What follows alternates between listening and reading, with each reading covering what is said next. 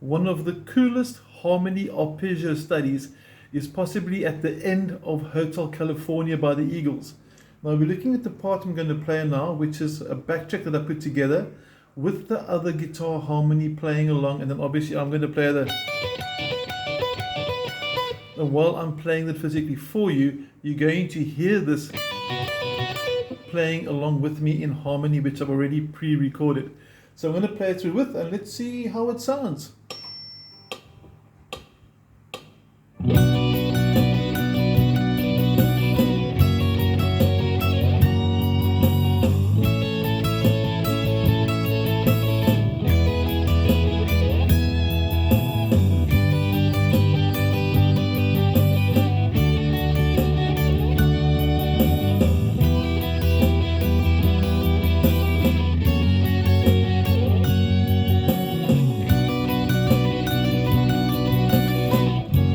And then obviously it repeats.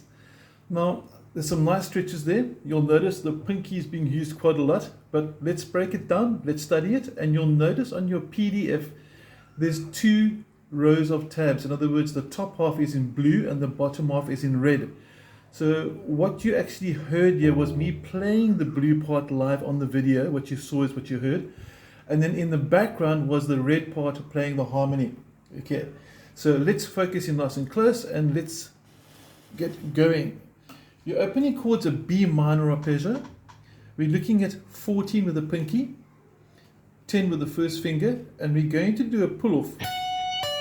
So you'll notice over here, if I bring my picking hand into view, that I'm only playing the first note and then the third note. The second middle note is the pull-off. Now we need to do that 5 times in a row, so it's going to sound like this. Make sure it's nice and even, and also be careful you don't do a gap. I've had 1 or 2 guitarists in the past go. That would be incorrect. It must follow in sequence, no gaps, no timing gap, right until the end of the 5th triplet. So one more time through. I'm going to count in, so if you want to play with me, you can. 1, 2, 3, 4, and... Okay. Now the next part, there's a tiny gap, and you move back to 12 with the pinky, 9 with the first, and 11. So it's going to be...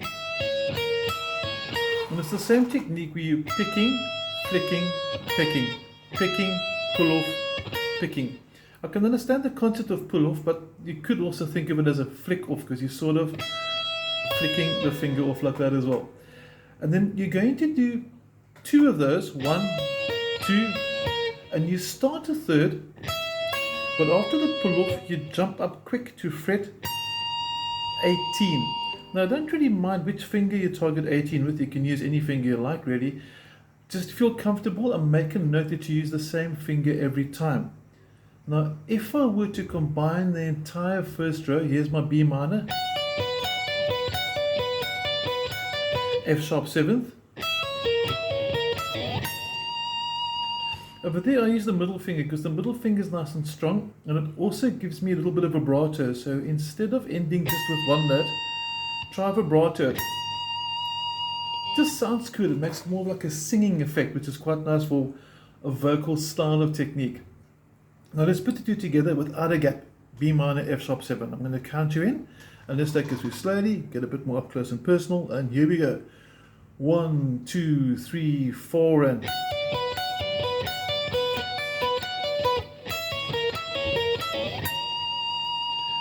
And you'll notice there the first time I used the middle finger and then use the ring finger. I don't really mind which finger you use for the middle. I've noticed that different guitarists use either the second or the third. As long as A, you're comfortable, and B, you keep using the same combination. Otherwise you're sort of learning 2 ways to play the same thing, twice the time, same result. Okay, on to the next line. We're looking at an A. Now that stays within the 12, but your ending note now is a 10. So instead of doing, which is the F sharp 7th, you're now going to go, which will give you the A. Now if you go into the theory, the notes inside F sharp 7th chord has got certain notes that are common, like the C sharp and the E, which are common to the F sharp 7th chord and the A, those two notes are common. So that's how come you got sort of those two notes working for both the F sharp and the A. But enough theory, let's play the arpeggio. Again, every first, third, fifth, and 7th chord as you go through this is going to have 5 triplets. So this one's going to be your third. So it's going to go 1, 2, 3, 4, 5. And your fret numbers 12, pull off to 9, and 10. One more time through. 1, 2, 3, 4. And now we need to move a little bit back for the E chord going 10, 7, 9. We're going to do 2 again. And we start a third, but jump up to the 16. And you'll notice that every even numbered bar has got a shorter riff and the last note is in bold. That's to show that that's the note you sustain and a little bit of vibrato as well. What I'd like to try now is we're going to do the A and the E together. So we're going to go through something like this.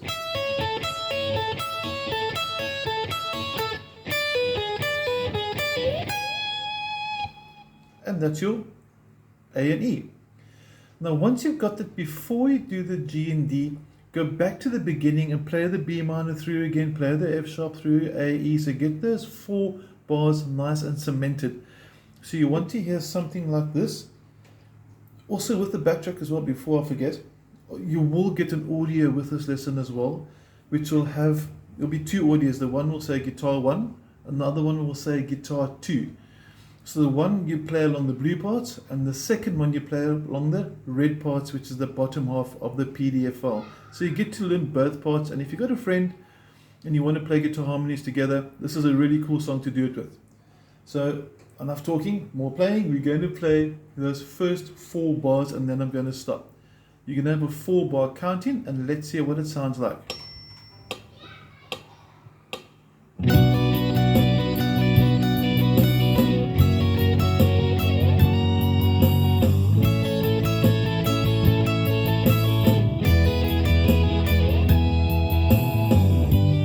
If I switch the harmony off in the background, I'm busy switching the harmony off now on the backtrack, you can hear the difference of only hearing the part that you've learnt.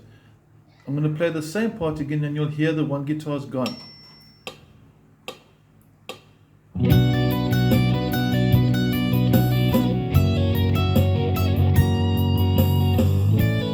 See, I'm going to stop there because that was a bad note. Okay, but you heard the one guitar part was missing.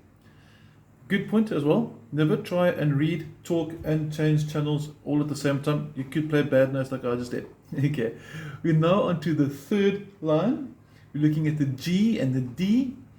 We're going to do 10, 9, 8 this time. Notice how nice the E and the G sound similar. There's the E, and here's the G. Very subtle, very similar.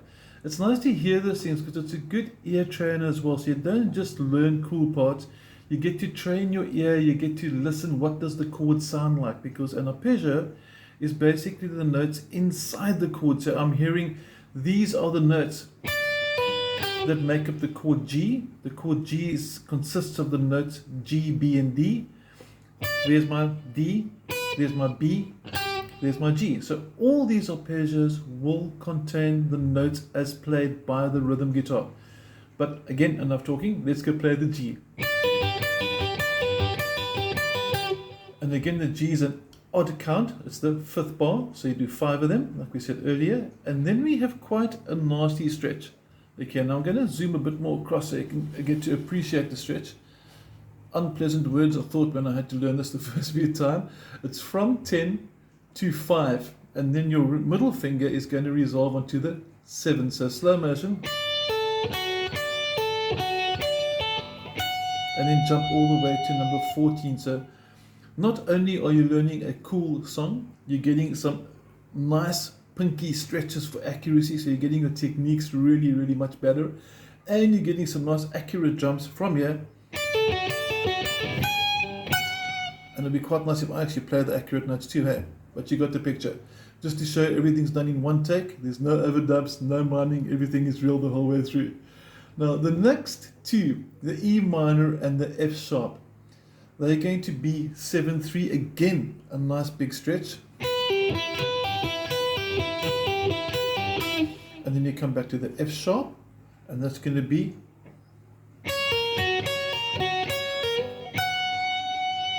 so. Just to recap the whole way through, what your goals are and what I'd like you to learn from this. First of all, A, you're learning a cool song, learning Hotel California. B, you're getting a pinky working.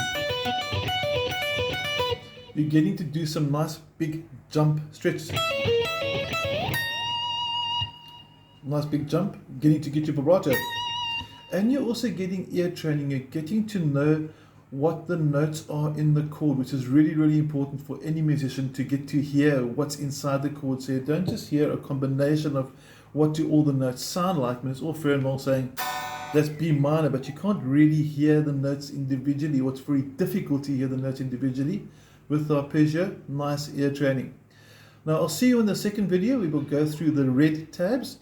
But first learn the blue, maybe record it down on your cell phone or whatever device you have that you can record, and then play it back to yourself. And what's also quite cool fun is maybe even try strumming the chords, but I will send you the chords as well later with the rhythm broken down for the song. It's a really cool study. Hope you enjoy it. See you on the second video shortly.